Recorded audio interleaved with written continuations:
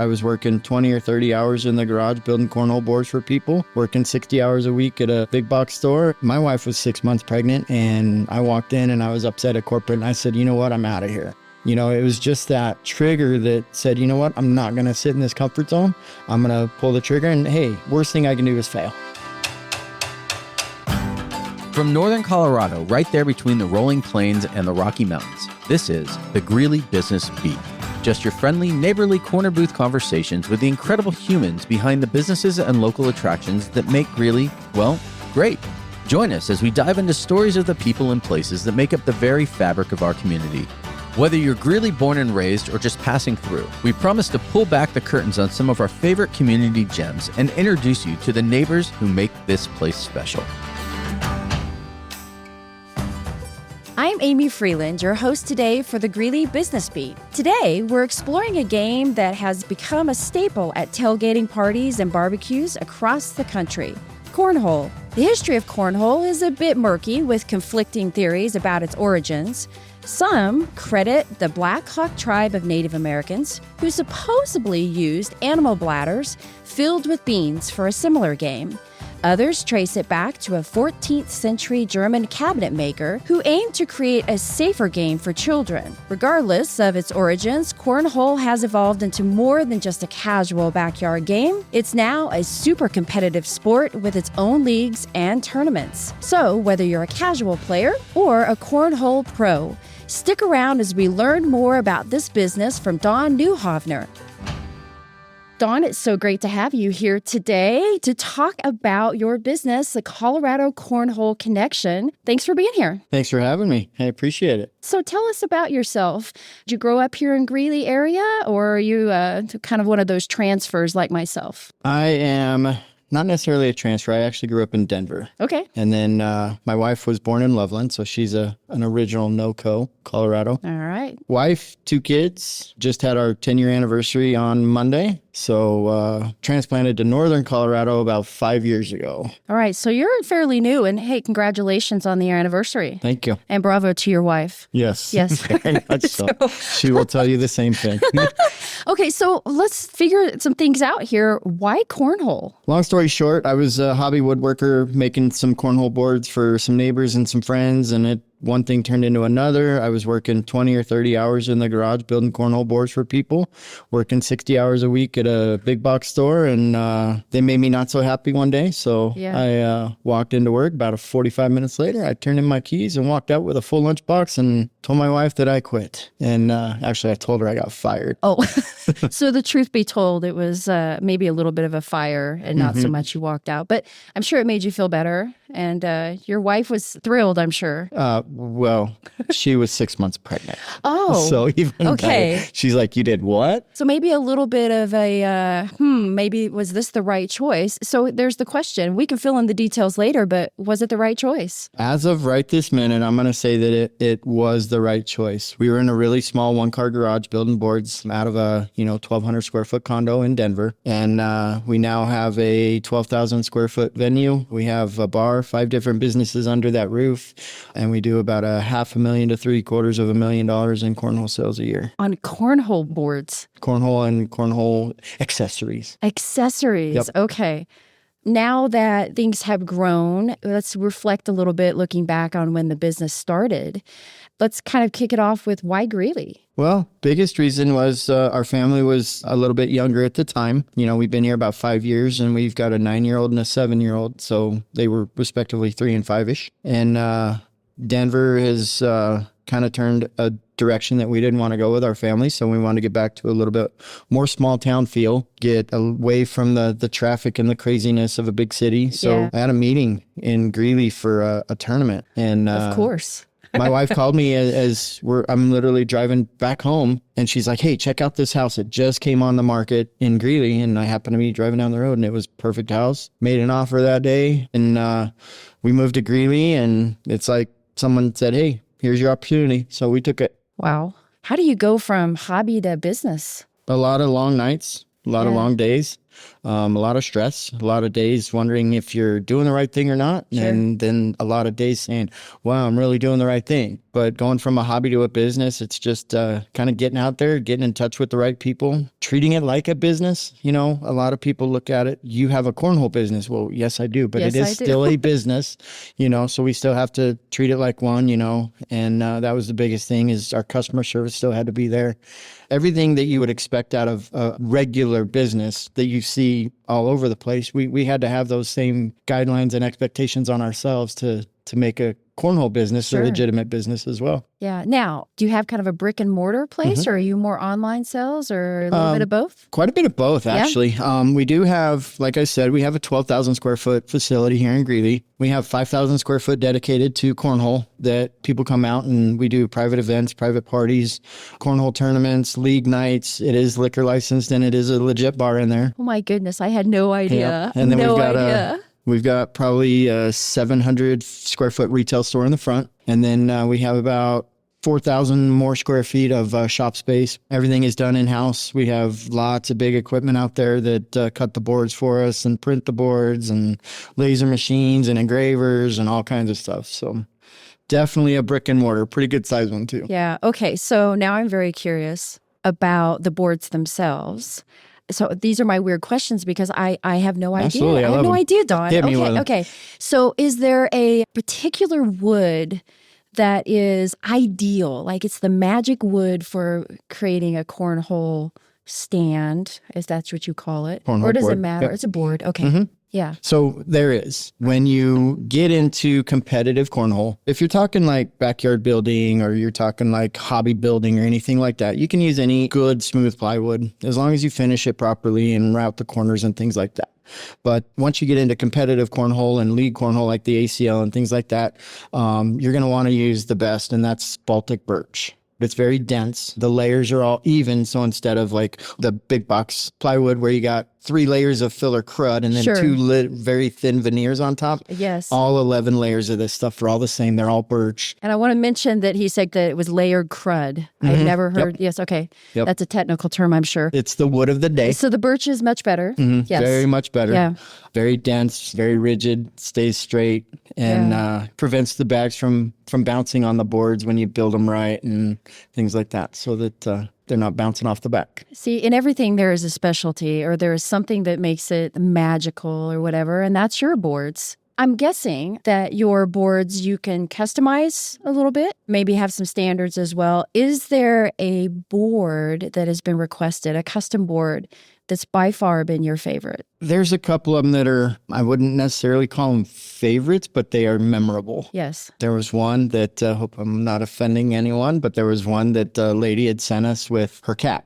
And one board was her cat with a sombrero and one board was her cat with a different hat on. And it was just the cat lady with her Right. cat as big as the board with a sombrero on it. That was pretty memorable. Okay. That would be memorable. Cats. Got it. Sombreros. Awesome. Yes. So Very unique. that is unique. And so the boards themselves, we've talked about that, and you guys make those. You mentioned accessories. Are you also doing the bags? That's one thing we don't have the patience for. You don't is have the bags. So my wife does the front office, front of the house. She's our graphic designer as well. She does all of our customer service up front. And then I do all the grunt work back in the back. And then when it comes to the bags, neither one of us ever even felt like picking up a sewing machine. Right. So all of the bags are made for us with our specific designs, and they're all made to spec for what cornhole bags should be. But that's the one thing that we don't do in-house that we Yes. have someone else do for us. All right. All right. So now you've taken it to a whole nother level. Now you're telling me there are specs for bean bags. The question is, and so this takes us back kind of to the beginning a little bit and maybe all the way back to the very beginning, whether it was the German or whatever that created this. What's with the corn? Is that what was in the bag? I mean, it seems obvious, but I don't want to assume that it was because, Back you know, in I the grew up, day- it was always beans. So Yep. Yeah. Back in the day, from what I've gathered, some people say Kentucky, some people say Ohio. Everyone wants to say their state created cornhole. So who knows where it's ever going to really come from. But from what I gathered, it was corn. Two guys were sitting out there and they threw corn in a bag and they were throwing it in a coffee can. Sure. That's the story that I heard first that stuck with me. Whether that one's true, Yeah. who knows? Sure. But it was corn that I understood is what created the game of cornhole. Ah, yes, right. So is corn still used now, or are they using something different? Very rarely is corn ever used. Of course. It's because, it is cornhole. So Yep. no corn. No corn anymore. Too many people were leaving their bags in the garage or at the house. Oh. And the squirrels would eat them. The mice would eat them. They would get wet and then the corn would swell. Sure. So they ended up destroying a lot more bags. So it is now a plastic resin fill in bags. That makes sense. Well, I suppose in the world of competitive cornhole championships, etc., that you probably want things to be, like you said, standardized, and it's got to be this weight and this way, because there's some special kind of flipping that's going on with that. You mentioned about the mice, rats, rodents, whatever, that might get in and enjoy a little snack on the corn. That could be an issue. Maybe not for you guys because that's not where your efforts are at. But was there anything in the beginning or maybe in the middle of your business time that was just like, what have we done? Any major issues, or did things just kind of flow because you had a rhythm going? About twice a year. We look at ourselves and say, what have we done? And that's typically when we're at the point where we are growing and we either need to buy a new piece of equipment that is extremely expensive, or we just bought that equipment and it's sitting in there going, holy crud, how did we get this big? Yes. So those are the 2 times a year that we're like, holy smokes, what have we done? Yeah. So do you have staff? You mentioned your wife. We have one other full-time employee. One other. Yep. And then we do have 2 part-time kids that come in and just destroy the place after school. Sure. So they are our part-time workers. Oh, Full-time kids. Yes. Part-time. I'm starting to connect the part-time dots. workers. Yep. I got it. So it's a family business. It is. That is awesome. I'm assuming that just Colorado can't keep you going. So I'm guessing that it's national. Are you doing international sales as well? We are doing international. Oh my, okay. We have boards in Australia, Japan, Middle East. We do have them in Canada. We have them all over the country, and every state in the country, we've got them all over the world. That does sound like quite a bit of work. How many boards a year on average? Right now, I would say realistically right now, we're pushing out about roughly 1,500 sets a year. Yeah. Okay. So you talked about the growth, those little scary twice a year, as you said, moments that you have. So if we were looking down the road, do you still see yourself in Greeley? And what do you think that growth might look like? I do see us in Greeley. As far as the cornhole growth, we are continuing to grow, expand, get more technologically sound, get more efficient. One of the brand new pieces of machinery that we just brought in was a CNC machine that does all the cutting for us. So it saves us about 30 to 40 hours a week on productivity. So as long as we stay efficient, we keep doing our job, we keep doing it well, we keep doing what the customers want us to do, and keep our 5-star rating, then I think we'll continue to grow. I don't think it's going to be a game that, really goes away. But something that helps us be successful is we also evolve. So as cornhole has changed, we have changed. And then, we have our venue with cornhole in it. And right now, pickleball's, the next big thing. So, we're working on putting pickleball courts on our back patio and things like that. So we continue to evolve. So everything you've said to me just screams partay. Yes. Yes. Partay, which is a great time. It sounds like a lot of fun. Okay, so here's my question for you. Are you a champion? I am not. You are not. I'm disappointed. Come on, Don. The amount of time that it takes to learn some of the ins and outs of cornhole are just phenomenal watching these kids, these young kids play. We had a league night last night at our facility, and we had a 10-year-old that is the best cornholer in the building. He's 10. And he was knocking down people left and right, adults. And me, I spent a lot more time loving the game and watching the game and supporting the game. I can throw pretty well. Yeah. I'm pretty good at it. But to get to that level, I made a decision a long time ago that I'm either going to be a builder or I'm going to be a player. And I took the building side. Wow. But I meet some of the best players in the world. We sponsor pro players all over the country, and we had Jackson Remick and Gavin Hammond, they just got a D1 scholarship to Winthrop for cornhole.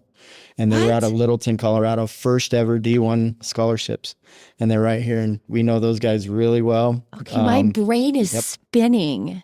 D1 cornhole scholarship. Yep. That is amazing. Yep. So what you're saying to me is that in the near future, there will be a Colorado Cornhole Connection scholarship. Maybe a foundation or a fund. That sounds great. If we can have some of these fundraisers and maybe we can give away a foundation or a fund for a cornhole scholarship to a school that has cornhole. Sure. I'm just trying to help you out here. You know, it's just a hint. It's not a have to. I think you're onto something. Yeah, I might be.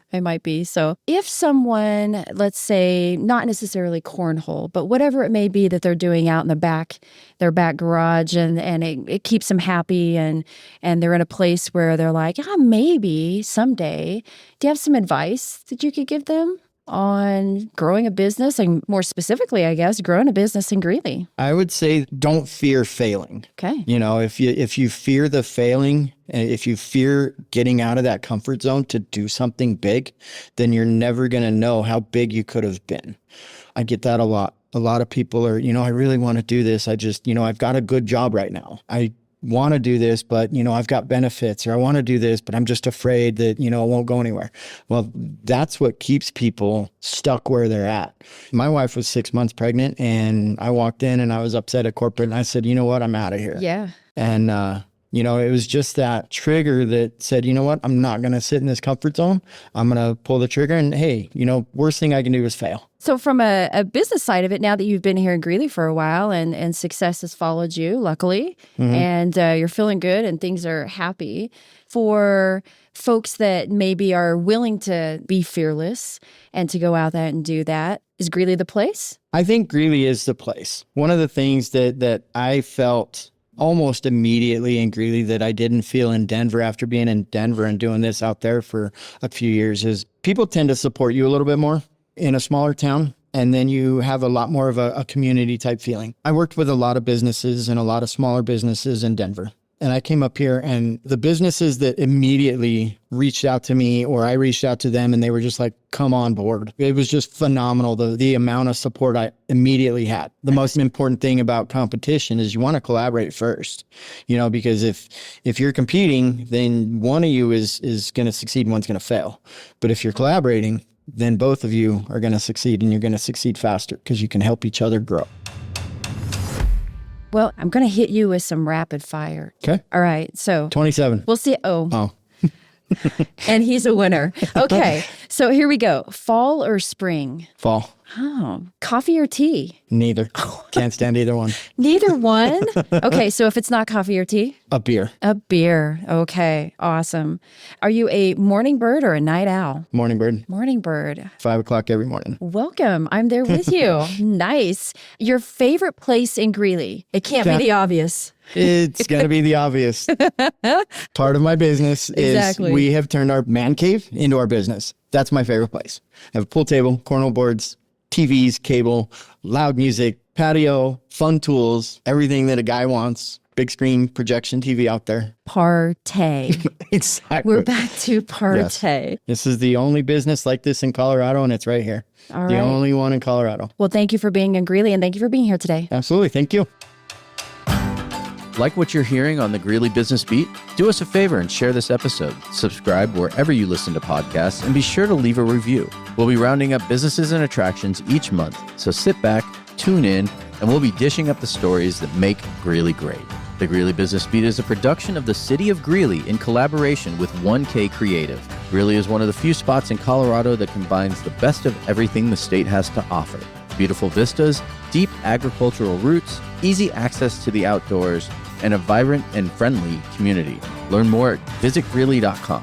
And until next time, stay connected to the heart of Greeley.